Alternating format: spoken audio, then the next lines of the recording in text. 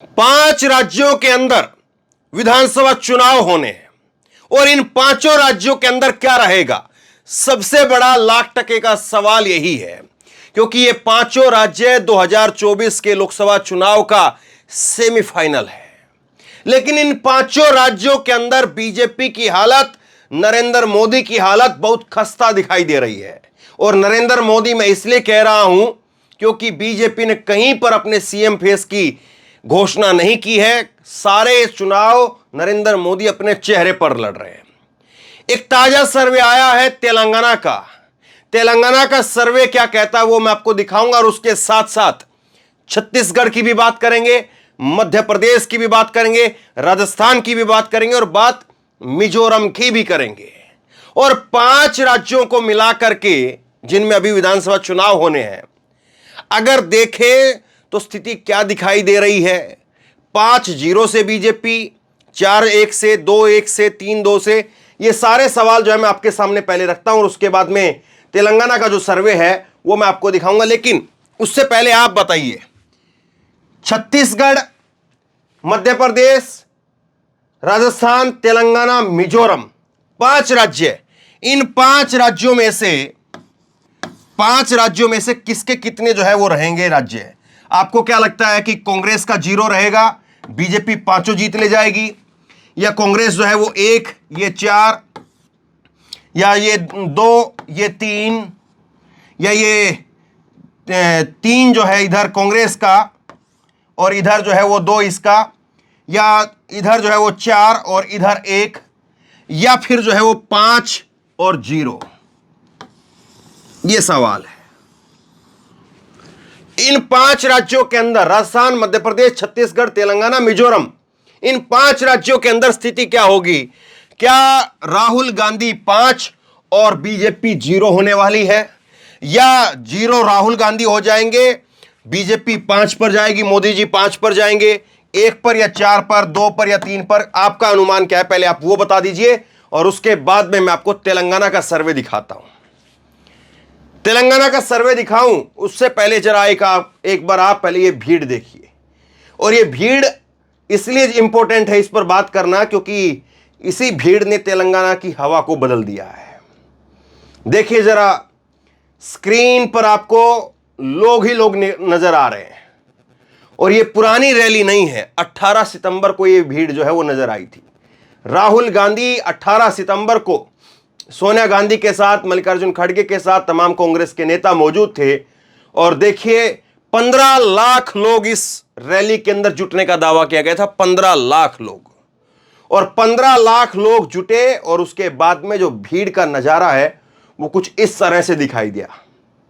देखिए जरा ये भीड़ का नजारा। और इसीलिए जो तेलंगाना का सर्वे है वो बीजेपी के लिए बहुत बेचैनी पैदा कर रहा है। ये भीड़ आपने देखी, अब ये तेलंगाना का सर्वे आप देखिए। तेलंगाना का सर्वे क्या कहता है, जो अभी हाल का ताजा सर्वे आया है, ताजा सर्वे है। और तेलंगाना का सर्वे के अंदर जो है वो साफ तौर पर जो दिख रहा है वो ये है कि 60 सीटें यहां पर जो है वो मेजोरिटी के लिए 60 सीटें जो है वो चाहिए। और इसमें बीआरएस को मिल रहा है 45 से 51, यानी बहुमत से सरकार नहीं बना पा रहे हैं। कांग्रेस को 61 से 67, कांग्रेस की पूर्ण बहुमत की अकेले अपने बलबूते पर सरकार बन रही है। 41 से 44% वोट शेयर मिल रहा है। बीआरएस को 39 से 42% वोट शेयर मिल रहा है। यहां पर हार और जीत केवल बीआरएस और कांग्रेस के बीच में है। यहां पर बीजेपी का तो कहीं पर खाता तक नहीं है, 0/0 है। 2 या 3 सीट हैं। इतनी बड़ी पार्टी जो कि कहती है दुनिया में सबसे बड़ी पार्टी, उसकी 2-3 सीट आना भी शून्य बराबर समझिए। 2 से 3 सीट जो है वो बीजेपी की दिखाइए, 10 से 12% का वोट शेयर है। एआईएम का जो है वो 6 से 8 दिखाया है, वोट शेयर 3 से 4 है। अब ये गजब बात है ना कि वोट शेयर जो 3 से 4% और सीट जो है 6 से 8, जबकि बीजेपी का यहां से 10 से 12% वोट है और बीजेपी की 2 से 3 सीटें हैं। दरअसल क्या है कि बीजेपी को जो वोट मिल रहा है, ये 10 से 12% जो वोट मिल रहा है, ये तेलंगाना की हर कोने से जो है वो थोड़ा थोड़ा हर जगह पर वोट मिल रहा है। मतलब जमानत तो हर जगह पर जब्त होगी, 2-3 सीटें ऐसी है जो जीत सकती है, बाकी बहुत सारी जगह पर ऐसी होगी जमानत जब्त हो जाएगी।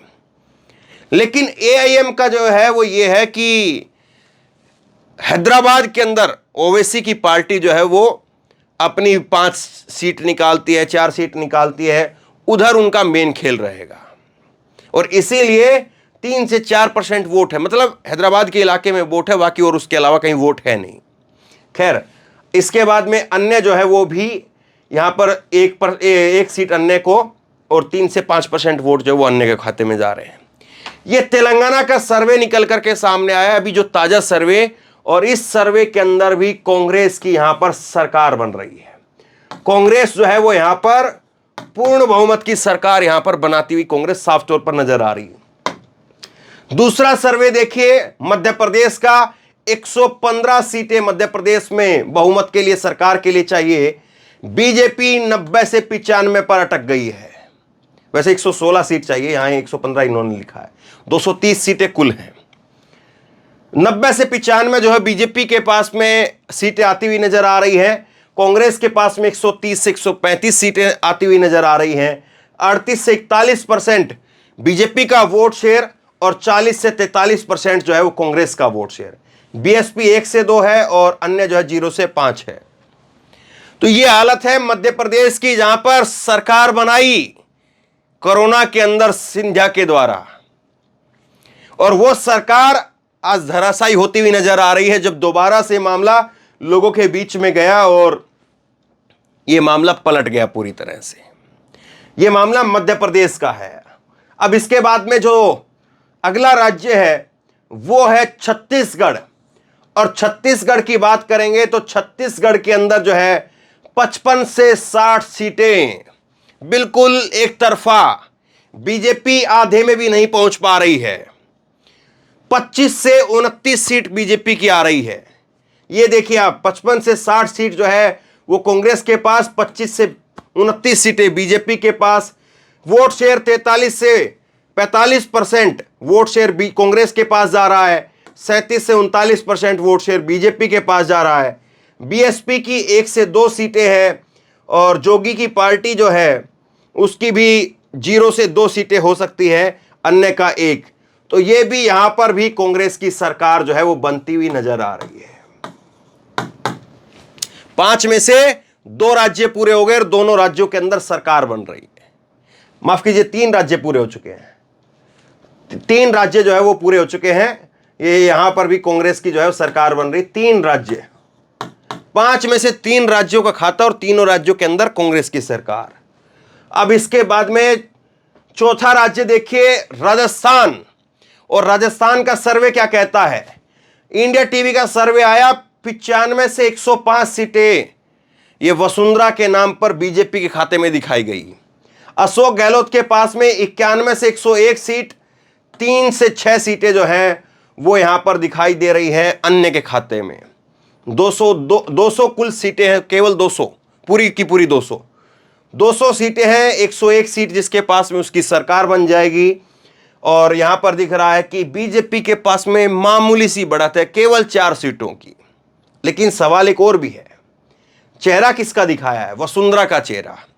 और वसुंधरा बीजेपी के अंदर रहेगी कि नहीं रहेगी, बीजेपी वसुंधरा को रखेगी कि नहीं रखेगी, सीटों में वसुंधरा के लोगों को टिकट मिलेगा कि नहीं मिलेगा, ये सारे सवाल हैं। और ये सारे सवाल ये बताने के लिए काफी है कि जो 4 सीटों का यहां पर अंतर है, जिस दिन वसुंधरा को पछाड़ा गया, जिस दिन वसुंधरा को साइड में डाला गया, हालांकि वैसे डाल तो रखा ही है, नरेंद्र मोदी जी उनकी तरफ देखते नहीं हैं, रैली में अपने पास बुलाते तक नहीं हैं। अमित शाह जाते हैं तो अपने जो है वो हवाई जहाज से उतर करके आंख तक नहीं मिलाते हैं। तो साइड में तो डाला हुआ है, सबको पता है। लेकिन अब वसुंधरा इंतजार कर रही है कि टिकटों की घोषणा हो और मुझे पता लगे कि मेरे कितने लोगों को टिकट दिया गया है। अगर टिकट भी नहीं दिया गया, साइड में भी डाल दिया गया, तब फिर वसुंधरा का असली चेहरा आप देखेंगे। और फिर वसुंधरा यहां रहेगी, यहां रहेगी, यहां रहेगी, कहां रहेगी मालूम नहीं। इसलिए 4 सीटें कुछ खास है नहीं, यह मान करके चला जा रहा है क्योंकि ये सर्वे टाइम्स नव भारत का सर्वे, उसमें भी यही स्थिति दिखाई गई। तो ये मान करके चला जा रहा है कि राजस्थान में इस बार रिवाज जो है वो कांग्रेस पार्टी बदल सकती है और यहां पर भी कांग्रेस की सरकार हो सकती है। 5 राज्यों में से 4 राज्यों के अंदर कांग्रेस की सरकार साफ तौर पर बनती हुई नजर आ रही है। कोई किंतु परंतु नहीं, कोई बहुत ज्यादा जो है वो किसी प्रकार की दिक्कत दिखाई नहीं दे रही है। राजस्थान के अंदर एक छोटी सी दिक्कत जरूर थी कि अशोक गहलोत और सचिन पायलट के बीच में, लेकिन उससे बड़ी दिक्कत अब बीजेपी के बीच में हो गई है। वसुंधरा, मोदी और अमित शाह, इन तीनों खानों के बीच में जो है वो अब इतनी खाई बन चुकी है कि ये सचिन पायलट और गहलोत का जो बात थी वो बीते जमाने की बात लगती है। वो तो लगता है कि चलिए वो तो कम से कम साथ में तो हैं, ये तो पता नहीं क्या करेंगे। तो 5 में से 4 राज्य जहां पर कांग्रेस की सरकार। और अब आखिरी बात, मिजोरम का हालांकि सर्वे आया नहीं है, मिजोरम के बारे में किसी ने बात नहीं की है। मिजोरम नॉर्थ ईस्ट के जो राज्य होते हैं उनके बारे में कोई बात नहीं करता है, वैसे ही जैसे मणिपुर के लिए कोई बात नहीं कर रहा है। लेकिन मिजोरम में भी इस बार कयास यह है कि बाजी वहां पर भी पलट सकती है, क्योंकि वहां पर कोई बीजेपी की पूर्ण बहुमत की तो सरकार है नहीं। एमएनएफ के साथ में वहां पर गठबंधन की सरकार है, उन्हीं का मुख्यमंत्री है, बीजेपी का मुख्यमंत्री भी नहीं है। लेकिन जिस तरह से मणिपुर को लेकर के नजरअंदाज किया गया, जिस तरह से मणिपुर को लेकर के मोदी जी साहब ने चुप्पी साधे रखी, मणिपुर में जिस तरह से नग्न महिलाओं के परेड करवाई गई, उसके बाद में ये मान करके चला जा रहा है कि मिजोरम भी मणिपुर के साथ में दिखाई देगा और अपना विरोध जो है वो मिजोरम के लोग जरूर बताएंगे। और मिजोरम में भी सरकार बीजेपी की, गठबंधन की आती हुई दिखाई नहीं दे रही है। तो कुल मिलाकर के घूम फिर करके फिर बात यहीं आ जाती है कि इन 5 राज्यों के अंदर क्या वाकई 5-0 होने वाला है। ये इन 5 राज्यों में क्या 5-0 से जो है मामला निपट जाएगा, 5-0। क्योंकि किसी भी राज्य को देखेंगे तो हम तो छोड़िए, पब्लिक तो छोड़िए, गोदी मीडिया तक वो नरेंद्र मोदी को जिता नहीं पा रही है। ना छत्तीसगढ़ में, ना राजस्थान के अंदर, ना मध्य प्रदेश में, ना तेलंगाना में और ना मिजोरम में, कहीं पर भी जो है वो बीजेपी को जीत मिलती हुई दिखाई नहीं दे रही है। और इसीलिए 5 इधर और 0 इधर, ये स्थिति अगर हो जाए तो शायद चौंकाने वाला जो है वो बात ना हो। बाकी 4-1 से भी मामला जो है वो निपट सकता है, और 3-2 से तो मामला कहीं पर गया ही नहीं। ये 3-2 का मामला इसलिए कि छत्तीसगढ़, तेलंगाना और उसके साथ साथ जो है मध्य प्रदेश, अगर कांग्रेस कहीं पर अगर थोड़ा बहुत नुकसान होकर के अगर उसकी स्थिति पलट सकती है तो वो राजस्थान को लेकर के हो सकता है। अगर कहीं पर अशोक गहलोत और सचिन पायलट को लेकर के कहीं तुनकबाजी होती है, क्योंकि अभी एक बयान मैं आपको बता देता हूं, मैं बात पूरी करता हूं, मैं बात आधी नहीं करता हूं। यह नहीं है कि केवल बीजेपी की बात की, बीजेपी की बात दिखाई और बात खत्म हो गई। कांग्रेस के अंदर भी अशोक गहलोत का भी कुछ 2 रोज 1 रोज पहले बयान है, कल या परसों का बयान है। अशोक गहलोत कह रहे हैं कि सचिन पायलट तो आलाकमान हो गए हैं, उनकी टिकट के बारे में मैं कैसे बात कर सकता हूं। तो मतलब वो पुरानी जो है वो कुछ ऐसा लगा कि खुरचन अभी बची हुई है वहां पर। और ऐसी चीजें चुनाव के समय पर जब आपकी वहां पर कोई एक तरफा कोई अगर ये कहे, हां ये जरूर है कि अगर वसुंधरा ने बिगुल बजा दिया, वसुंधरा ने अगर बगावत का बिगुल बजा दिया, तब तो फिर एक तरफा जो है वो राजस्थान हो जाएगा। तब तो 130 सीटें कम से कम जो है वो कांग्रेस के खाते में चली जाएंगी।